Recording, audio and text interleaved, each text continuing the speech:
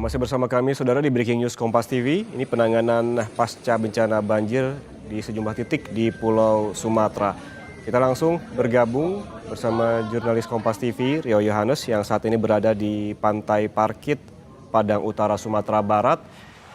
Rio, selamat siang. Saya melihat di belakang Anda itu ada kayu begitu dan juga wilayah pantai begitu. Bagaimana dampak banjir yang Anda bisa pantau di sana saat ini?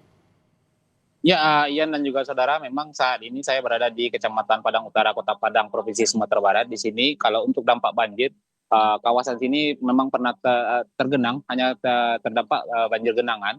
Namun, bisa kita lihat di belakang saya, itu adalah gelondongan-gelondongan kayu yang dibawa oleh material banjir dari Kecamatan Pau, Kecamatan Kuranji. Di sinilah muaranya. Ini daerah Kecamatan Pau dan Kecamatan Kuranji, itu adalah daerah paling timur dari Kota Padang dan inilah daerah paling barat. Dan bisa kita lihat ini golongan-golongan kayunya tidak bisa dibilang golongan kayu yang kecil, ini golongan-golongan kayu yang besar. Sini bermuara semuanya. Dan untuk pembersihan sekarang ya, di belakang saya itu sudah ada ratusan personil dari Dinas Kebersihan Kota Padang yang melakukan pembersihan. Dan dalam pembersihan ini juga ada satu alat berat yang dikerahkan dan beberapa gergaji mesin. Ini juga merupakan sejauh ini ada beberapa pihak, terutama dari Wali Kota Padang, mantan Wali Kota Padang 2 periode, 2003 sampai 2013, Fauzi Bahar menyatakan bahwasannya banjir ini dalam kurun 40 tahun terakhir ini adalah banjir yang paling terbesar melanda Kota Padang.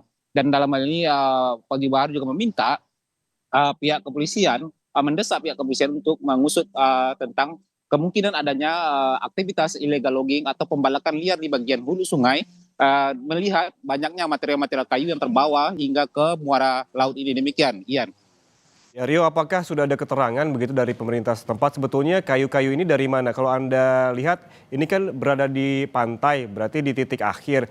Ini muara ataupun titik awal kayu-kayu ini hanyut itu dari mana? Apakah sudah ada keterangan tersebut dari pemerintah? Ya, sejauh ini memang untuk kayu-kayu ini belum ada keterangan resmi dari pemerintah Provinsi Sumatera Barat tentang keberadaan kayu-kayu ini. Apakah kayu ini hasil pembalakan liar atau hasil pembukaan lahan atau ada kegiatan apa yang di atas hulu?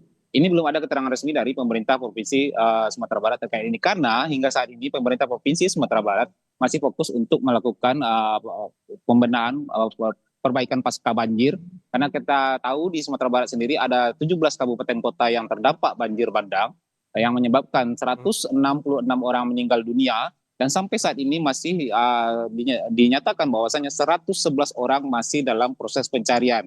Untuk proses pencarian saat ini, di hari ini proses pencarian itu dimaksimalkan di 3 daerah terdampak yang paling parah, yaitu di daerah Agam. Di daerah Agam itu ada 2 titik, Kecamatan Palembayan dan Kecamatan Malala. Lalu di daerah perbatasan antara Padang Panjang dengan Kabupaten Tanah Datar, tepatnya di kawasan Malibo Enai. Di sana juga banyak korban dan itu masih diintensifkan proses pencarian.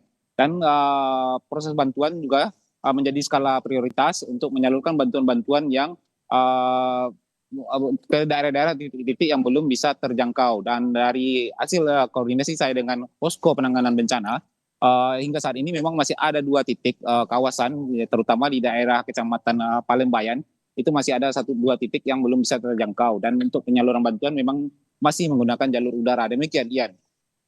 Ya, Rio, tadi Anda sebutkan bahwa memang pemerintah Sumatera Barat belum ada keterangan resmi terkait apakah ada pembalakan liar ataupun illegal logging pada kasus ini ataupun bencana kali ini. Tapi apakah Anda sempat berbincang begitu dengan warga setempat? Adakah kesaksian dari warga memang ada aktivitas pembalakan liar di sekitar lokasi Anda saat ini berada?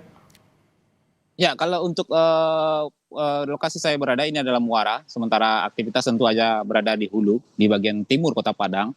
Dan kemarin itu waktu saya bertemu dengan Wali Kota Padang, mantan Wali Kota Padang tepatnya 2 periode dia, dari tahun 2003 sampai 2013, dia menjabat sebagai Wali Kota, dan menyatakan bahwasannya ada kecurigaan untuk itu. Ada kecurigaan akan adanya aktivitas pembalakan di bagian hulu atau di dalam kawasan hutan. Karena melihat golongan-golongan kayu ini, ya, ada indikasinya ini hasil tangan manusia pemotongannya. Karena tidak sedikit dari hanya beberapa dari material kayu ini yang terlihat terbawa dengan akar-akarnya.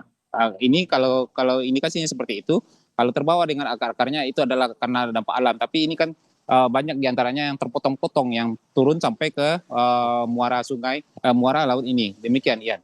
Ya Rio, tentunya proses pembersihan sampah biasa begitu dengan gelondongan kayu yang besar berbeda. Anda melihatnya penanganan pembersihan kayu-kayu ini yang berupa gelondongan ini seperti apa? Apakah menurunkan alat berat yang Anda pantau dari di tempat Anda saat ini berada?